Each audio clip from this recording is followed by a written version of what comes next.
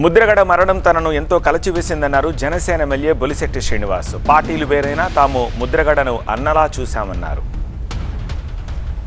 వాళ్ళ కుటుంబంతో నాకు ఇదివరకు కూడా అనుబంధం ఉంది అని అందరికీ తెలుసు.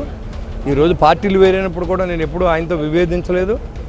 పార్టీలో ఉన్నా లేకపోయినా ఎప్పుడూ ముద్రగడ పద్మనాభం గారు మేము అన్నగారుగా చూసాం.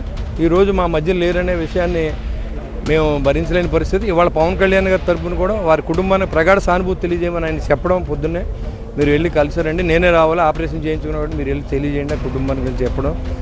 ఆయనకి ఏదైతే ప్రభుత్వ లాంఛనాలతో చేయాలని సీఎం గారితో కూడా మాట్లాడటం జరిగింది. జనసేన పార్టీ తరఫున వాళ్ళ కుటుంబ సభ్యులకి పార్టీతో సంబంధం లేదు, పర్సనల్గా వాళ్ళకి ఏ అవసరం ఉన్నా మేము ఎప్పుడు అండదండలుగా ఉంటాం.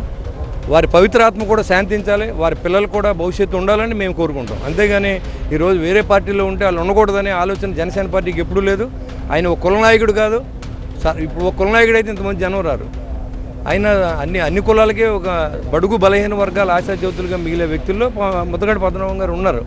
ఆయన మా గుండెలో ఉన్నారు. ఆయన పోయారని మేము అనుకుంటలేదు, మా మధ్య లేరని మేము అనుకుంటలేదు. ఉన్నట్టుగా ఫీల్ అవుతాం. ఆయన చేసిన మంచిని మేము ఆదర్శంగా తీసుకుంటాం. తప్పకుండా వారి కుటుంబానికి అండదండలుగా ఉంటాం. ఇవాళ కాదు, మంత్రి చేశారు ఆయన.